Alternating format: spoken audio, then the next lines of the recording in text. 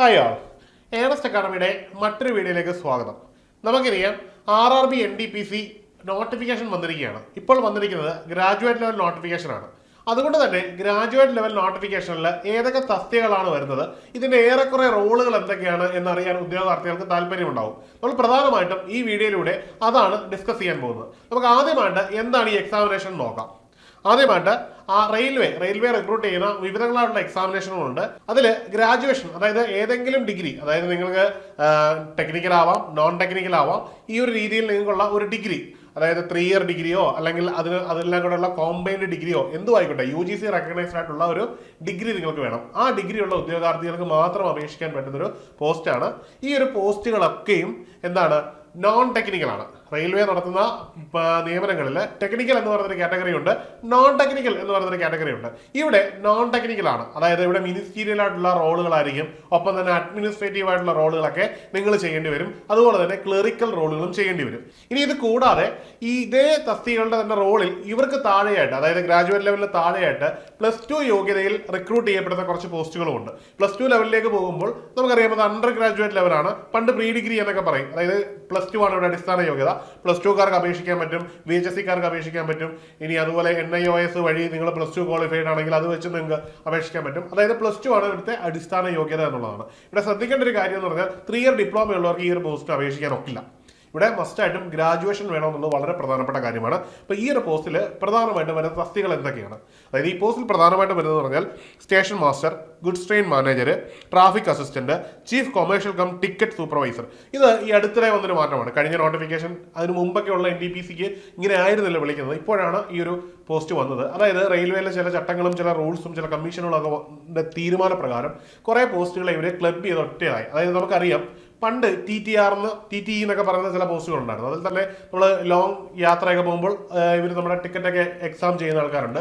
അതുപോലെ തന്നെ നമ്മുടെ ഗുഡ്സ് ട്രെയിനുകളിൽ സാധനങ്ങളും സാമഗ്രികളും ഒക്കെ കൊണ്ടുപോകുമ്പോൾ ഈ സാധനങ്ങൾക്കും ഇതേ പ്രൊസീജിയർ ചെയ്യുന്ന ആൾക്കാരുണ്ടായിരുന്നു. നേരത്തെ ഇവരൊക്കെ രണ്ട് ഡിപ്പാർട്ട്മെന്റിന്റെ കീഴിലൊക്കെ ആയിരുന്നു പ്രവർത്തിച്ചിരുന്നതെങ്കിൽ ഇവയെല്ലാം കൂടെ ക്ലബ് ചെയ്തിട്ട് റെയിൽവേയുടെ കുറെ അധികം ഉത്തരവാദിത്തമുള്ള ഉദ്യോഗാർത്ഥികളെ ഉദ്യോഗസ്ഥരെ എല്ലാം കൂടെ ബ്ലെൻഡ് ചെയ്ത് ഒരൊറ്റ പേരിന്റെ കീഴിലേക്ക് മാറ്റി.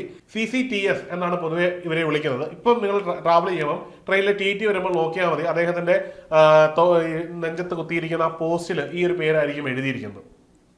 അടുത്തതാണ് ജൂനിയർ അക്കൗണ്ടന്റ് കം ടൈപ്പിസ്റ്റ്. അതിനുശേഷം വരുന്നതാണ് സീനിയർ ക്ലർക്ക് കം ടൈപ്പിസ്റ്റ്. ഈ 2 പോസ്റ്റുകളിലേക്ക് എത്തുമ്പോൾ നമ്മൾ മനസ്സിലാക്കേണ്ട ഒരു പ്രധാന കാര്യമുണ്ട്.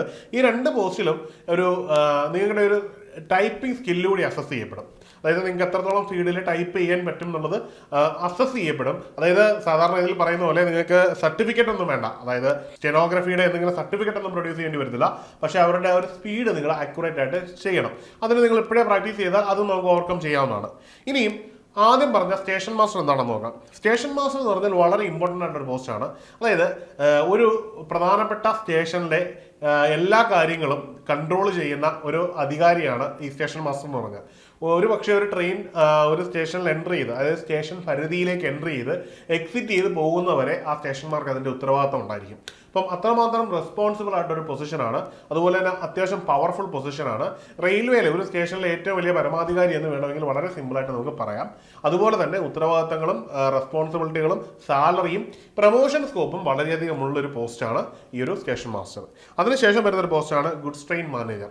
ഗുഡ്സ് ട്രെയിൻ മാനേജർ എന്ന് പറഞ്ഞു കഴിഞ്ഞാൽ നമുക്കറിയാം ട്രെയിനിൻ്റെയൊക്കെ പിന്നിലായിട്ട് LV എന്ന് പറയുന്നൊരു കോച്ച് ഉണ്ടാവും, ലാസ്റ്റ് വെഹിക്കിൾ. ഇവിടെ ഇരുന്നു കൊണ്ട് അതായത് അതായത് എന്ത് പറയുന്നത്, ട്രെയിനിൻ്റെ ഒരു ഹാഫ് പോർഷൻ്റെ സെക്യൂരിറ്റി അല്ലെങ്കിൽ അതിൻ്റെ സെക്യൂരിറ്റി സേഫ് ആണോ ഇല്ലയോ എന്നൊക്കെ ഗാർഡ് ചെയ്യുന്നതും ഒപ്പം തന്നെ സിഗ്നലിങ്ങും ഒക്കെ ബന്ധപ്പെട്ട ഒത്തിരി ഉത്തരവാദിത്തങ്ങളുണ്ട്. ഇതിൽ ഗുഡ്സ് ട്രെയിൻ മാനേജർ എന്ന് പറയുന്ന ഒരു പേരിലാണ് നമ്മൾ ഇപ്പോൾ റിക്രൂട്ട്മെന്റ് നടക്കുന്നത്. നേരത്തെ മറ്റൊരു പേരിലായിരുന്നു. ഇപ്പോൾ ഗുഡ്സ് ട്രെയിൻ മാനേജറായിട്ട് കയറുന്ന ഒരാൾക്ക് ഗുഡ്സ് ട്രെയിൻ, പിന്നീട് അതിനുശേഷം പെട്രോളിയം ഒക്കെ കൊണ്ടുവന്ന ടാങ്കർ ലൈക്ക് വെഹിക്കിൾ, അതിനുശേഷം പാസഞ്ചർ ട്രെയിനിൽ തന്നെ എക്സ്പ്രസ്, അങ്ങനെയൊക്കെയുള്ള വ്യത്യസ്തങ്ങളുള്ള സ്റ്റേജുകളിലേക്ക് മാറും. ഇവിടെ ഗുഡ്സ് ട്രെയിൻ മാനേജറുടെ ഏറ്റവും വലിയ പ്രത്യേകത എന്ന് പറഞ്ഞാൽ സാലറി എന്ന് പറയുന്നത് ബേസിക് സാലറിയെക്കാളും ഇതിന്റെ കൂട്ടത്തിൽ വരുന്ന അലവൻസുകളൊക്കെ വളരെ കൂടുതലായിരിക്കും. വളരെ ഹ്യൂജ് എമൗണ്ട് ഓഫ് അലവൻസ് കിട്ടുന്ന ഒരു പോസ്റ്റ് കൂടിയാണ് ഈ ഒരു ഗുഡ്സ് ട്രെയിൻ മാനേജർ. അതായത് ലോക്കോ പൈലറ്റിനൊക്കെ കിട്ടുന്നതിന് സമാനമായിട്ട് ലോക്കോ പൈലറ്റിന് കിട്ടുന്നതിന് തതുല്യമായിട്ടുള്ള ഒരു അലവൻസ് കിട്ടും. സാലറി ആണെങ്കിൽ ഏതാണ്ട് അതിനേക്കാളും കൂടുതലും കിട്ടും. അതായത് ഇതൊരു ഡിഗ്രി ലെവൽ ആയതുകൊണ്ട് തന്നെ ഇതിൻ്റെ സാലറി ലെവലും കുറച്ച് കൂടുതലാണ്. അപ്പോൾ അത്യാവശ്യം നല്ല സാലറി കിട്ടുന്ന ഒരു പോസ്റ്റാണ്, അത്യാവശ്യം പ്രൊമോഷൻ സാധ്യതകളുള്ള ഒരു പോസ്റ്റ് കൂടിയാണ് ഈ പറയുന്ന ഗുഡ്സ് ട്രെയിൻ മാനേജർ എന്ന് പറയുന്നത്. അപ്പോൾ ഏറെക്കുറെ ഈ ഒരു പോസ്റ്റിന്റെ റോളും റെസ്പോൺസിബിലിറ്റികളും എന്തൊക്കെ പോസ്റ്റുകളാണ് ഇതിൽ വരുന്നതെന്ന് നിങ്ങൾക്ക് മനസ്സിലായി കാണും. ഇനി നമ്മൾ മനസ്സിലാക്കേണ്ട ഒരു കാര്യം എന്ന് പറഞ്ഞാൽ നിങ്ങളുടെ ഒരു എൻട്രി ലെവലിൽ, അതായത് നമ്മൾ ഏതെങ്കിലുമൊക്കെ പോസ്റ്റിൽ എൻട്രി ആവും, അതിൽ എപ്പോഴും നമ്മൾ ഉദ്ദേശിക്കുന്നതിൻ്റെ പോസ്റ്റുകൾ കിട്ടണമെന്നില്ല. നമ്മൾ NTPC ഒരു കോമൺ ആയിട്ടുള്ള എക്സാമിനേഷൻ ആണ്. അതിൽ നിങ്ങളുടെ മാർക്കും നമ്മുടെ പ്രിഫറൻസും ഒക്കെ അനുസരിച്ചായിരിക്കും പലപ്പോഴും നമുക്ക് പോസ്റ്റുകൾ വരുന്നത്. ഈ പോസ്റ്റിനനുസരിച്ചിരുന്നുകൊണ്ട് തന്നെ സ്റ്റേഷൻ മാസ്റ്റർ നിങ്ങൾ റിക്രൂട്ട് ചെയ്യപ്പെടുന്ന സ്റ്റേഷൻ എപ്പോഴും ഒരു വലിയ സ്റ്റേഷൻ ആയിരിക്കത്തില്ല. ചെറിയ ചെറിയ സ്റ്റേഷനുകളിൽ ഇരുന്ന റോളും റെസ്പോൺസിബിലിറ്റീസും ഒക്കെ ഏറ്റെടുത്ത് അതിനുശേഷമാണ് വലിയ വലിയ സ്റ്റേഷനുകളിലേക്കൊക്കെ നിങ്ങൾ മാറുന്നത്. അതായത് ജംഗ്ഷനുകളിലേക്കും അതുപോലെ തന്നെ വലിയ ഉത്തരവാദിത്തങ്ങളുള്ള സ്റ്റേഷനുകളിലേക്ക് മാറുന്നു. അവിടുന്ന് പ്രൊമോഷൻ കിട്ടിയാണ് നിങ്ങൾ ഏതാണ്ട് വലിയൊരു പോസ്റ്റുകളിലേക്ക് ഒക്കെ എത്തുന്നത്. അപ്പം അതൊരു നല്ലൊരു കരിയർ തന്നെയാണ്. അപ്പം ഇതെല്ലാം നമ്മുടെ മുമ്പിൽ ഓർത്തു വെക്കണം. റെയിൽവേയിലെ എല്ലാ പോസ്റ്റുകൾക്കും സാലറിയിലുപരി വളരെ വലിയ അട്രാക്റ്റ് ആയിട്ടുള്ള സാലറിയാണ് കിട്ടുന്നത്. സാലറിക്കൊപ്പം തന്നെ അലവൻസുകളുണ്ട്, DA ഉണ്ട്. ഇതെല്ലാം കൂടെ ചേർത്ത് വരുമ്പോൾ വലിയൊരു തുക നിങ്ങൾക്ക് കിട്ടും. അപ്പോൾ അത് നമുക്ക് വേണം. അവിടെ ഒരിക്കലും നമ്മൾ ബേസിക് സാലറിയിൽ ചിന്തിച്ച് നിൽക്കരുത്. ഇനി നമുക്ക് എത്ര വേക്കൻസിയാണ്, ഞാൻ ഈ പറഞ്ഞ പോസ്റ്റുകൾക്കെല്ലാം കൂടി നിലവിൽ എത്ര വേക്കൻസിയാണ് എന്നുള്ളത് നോക്കാം. ഈ പറഞ്ഞ ഗ്രാജുവേറ്റ് ലെവലിൻ്റെ എല്ലാം കൂടിയുള്ള വേക്കൻസികളുടെ എണ്ണം 5800 ആണ്. മൊത്തം 5800 വേക്കൻസികളാണ് നിലവിലിവിടെ ഉള്ളത്.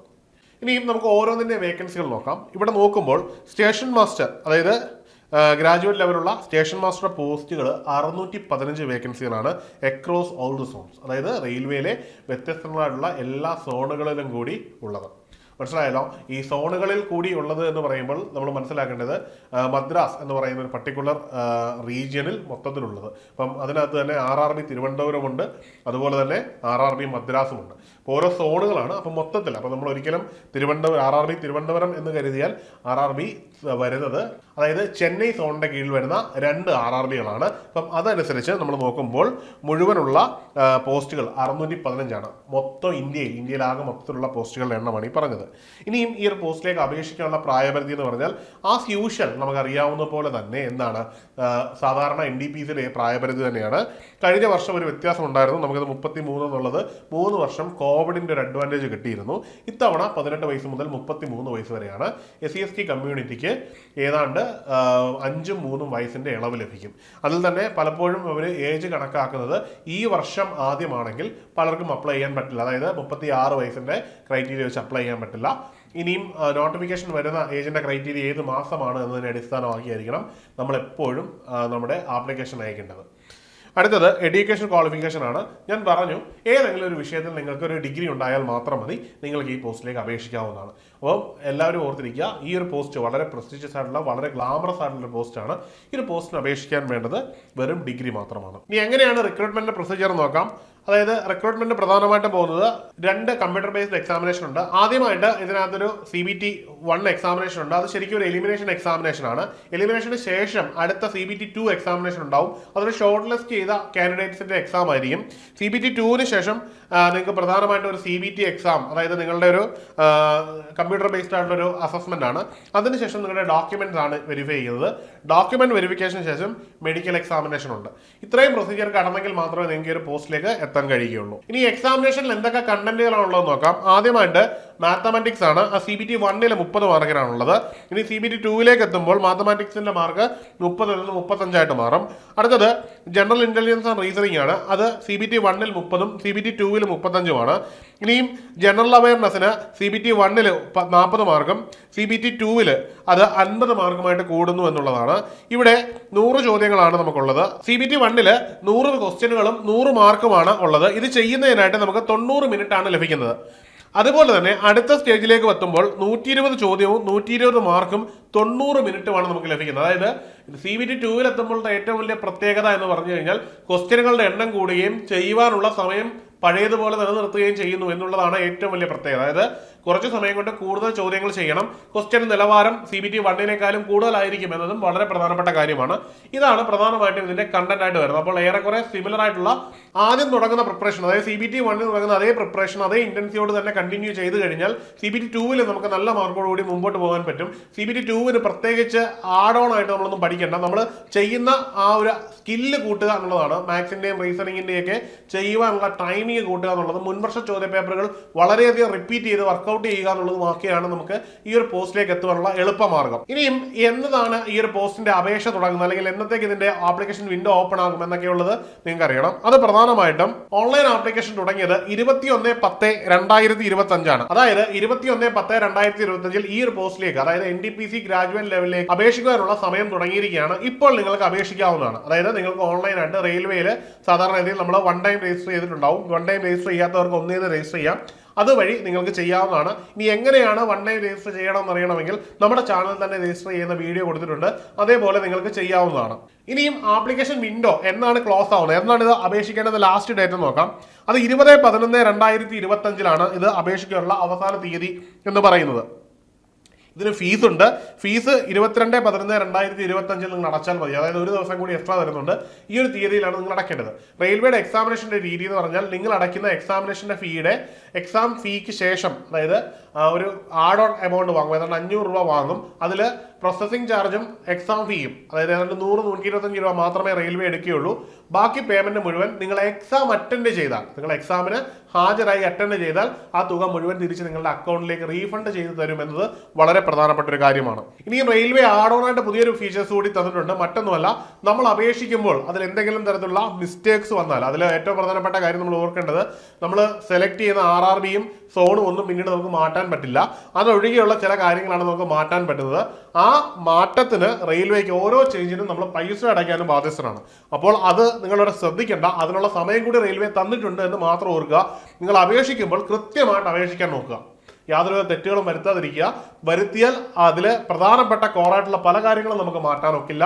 മാറ്റുമ്പോൾ അതിന് കൃത്യമായിട്ടുള്ള പൈസയും ഓരോ തിരുത്തിനും റെയിൽവേ ഈടാക്കുന്നതുമാണ്. അപ്പോൾ അത് മനസ്സിൽ വെച്ച് വേണം നമ്മൾ ഇതിനെ മനസ്സിലാക്കാൻ. അപ്പോൾ 23/11/2025 മുതൽ 2/12/2025 വരെയാണ് നിങ്ങളുടെ ആപ്ലിക്കേഷൻ വിൻഡോ മോഡിഫൈ ചെയ്യാനുള്ള സമയം തന്നിരിക്കുന്നത്.